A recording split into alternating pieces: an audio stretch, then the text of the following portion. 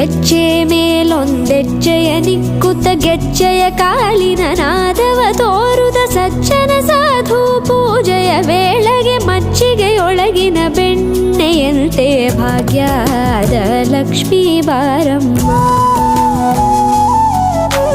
ಹೆಜ್ಜೆ ಮೇಲೊಂದೆಜ್ಜೆಯ ನಿಕ್ಕುತ್ತ ಗೆಜ್ಜೆಯ ಕಾಲಿನ ನಾದವ ತೋರುದ ಸಜ್ಜನ ಸಾಧು ಪೂಜೆಯ ವೇಳೆಗೆ ಮಜ್ಜಿಗೆಯೊಳಗಿನ ಬೆಣ್ಣೆಯಂತೆ ಭಾಗ್ಯದ ಲಕ್ಷ್ಮೀ ಬಾರಮ್ಮ.